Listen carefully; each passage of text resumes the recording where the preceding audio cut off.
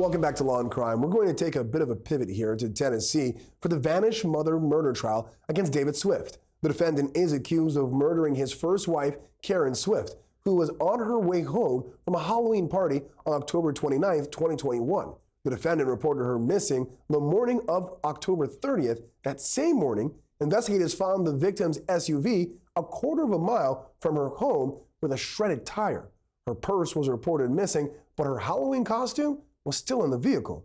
Fast forward about 6 weeks later, and law enforcement found Karen Swift's body near an abandoned cemetery. Now, something to keep in mind here in this trial is that the defendant was arrested 11 years after the victim disappeared, and at that point, he was remarried and living in Alabama. Now, yesterday, we heard testimony from medical examiner Dr. Marco Ross. Although he did not, and I emphasize not, do the autopsy himself, he did review the reports of Karen Swift. So let's listen to the direct examination followed by the cross. Okay. Was an internal examination performed? Yes. Okay. Did that internal examination yield any information for you? Only in that, again, it substantiated the degree of decomposition. For example, in the head, although there was that fracture that was present, there was like minimal brain tissue present.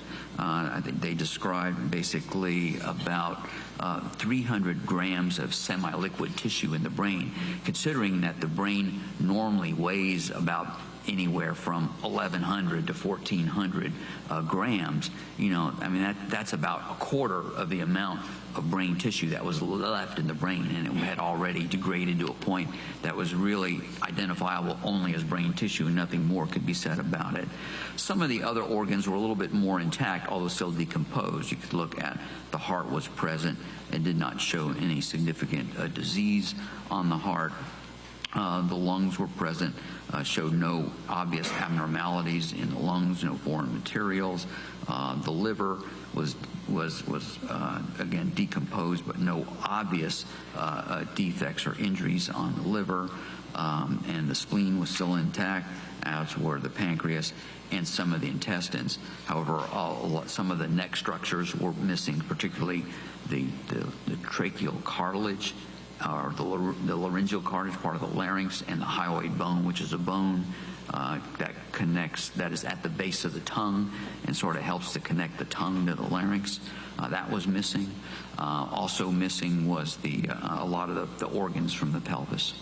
You go with the obvious injury, which is the head injury. That's correct. Okay.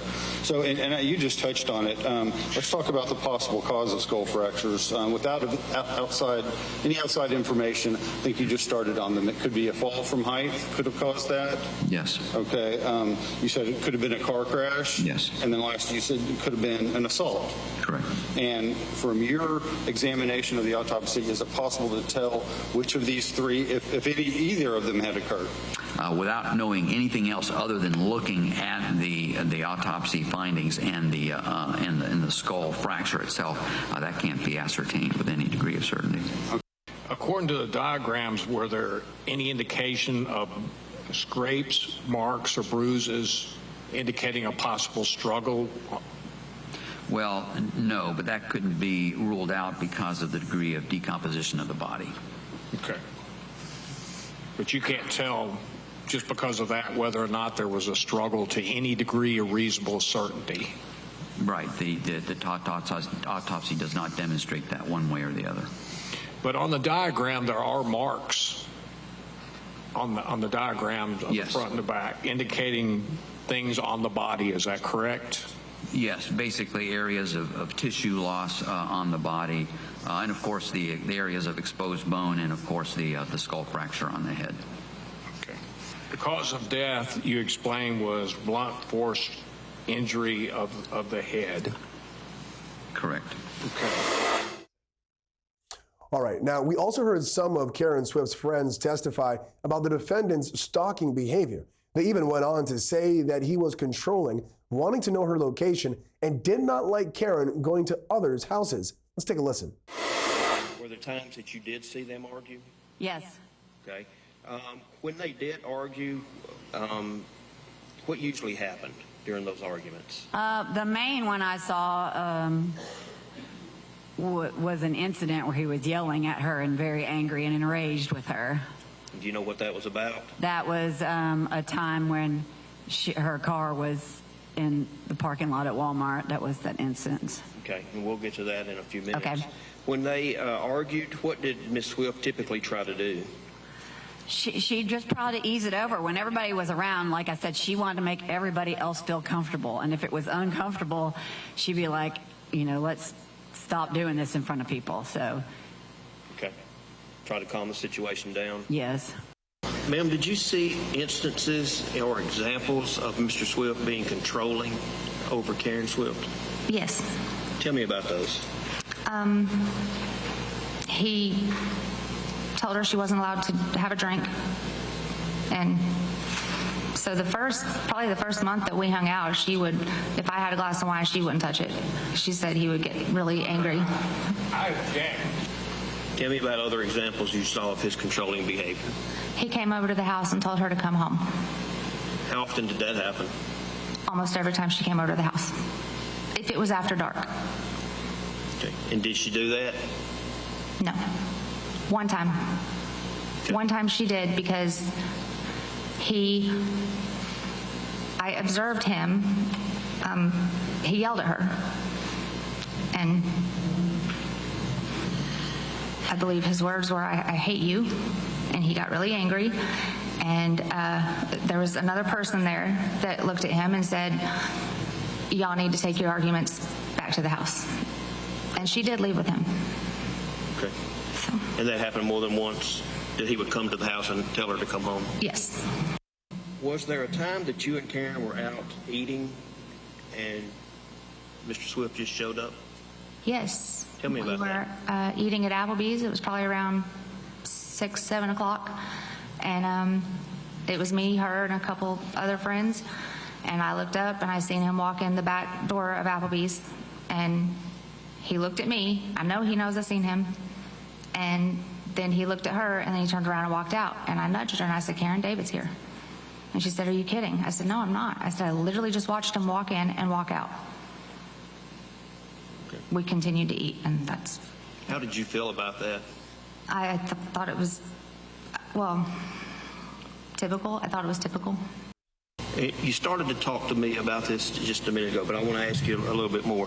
Was there ever a time that you felt like you were being followed by Mr. Swift?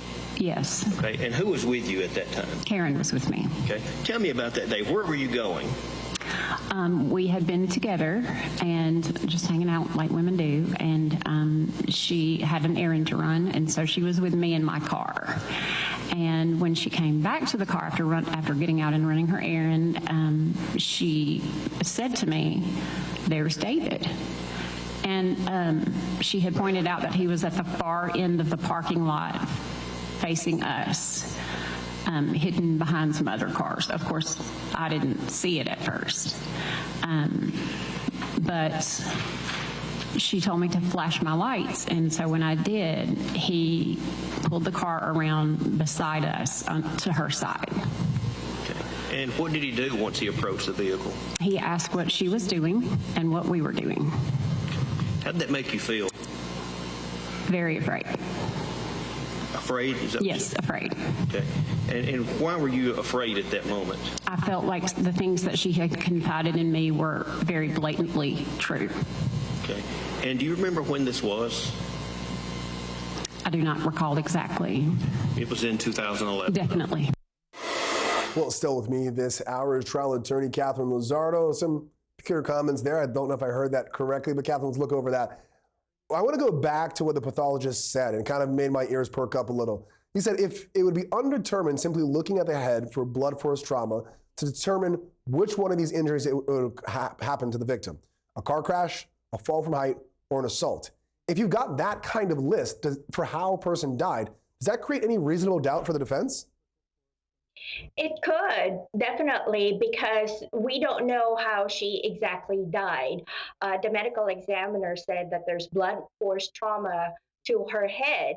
Now, with his testimony alone, that might create reasonable doubt.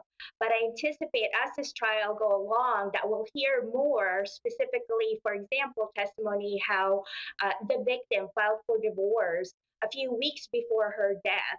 And now we just heard testimony from witnesses, the victim's friends, actually saying that they themselves felt afraid of the defendant for themselves and for their friend. So that's very telling as to setting the stage as to his anger issues, that he would be yelling at the victim in front of other people, and that he's very controlling. So what could possibly happen after she files a divorce?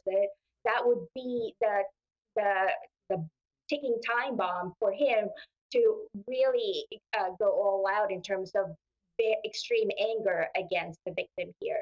Yeah, I can see prosecutors making the argument, if this is the type of behavior, the stalking, the anger he does when other people are around, what is he capable of doing when no one is around? That could be very powerful.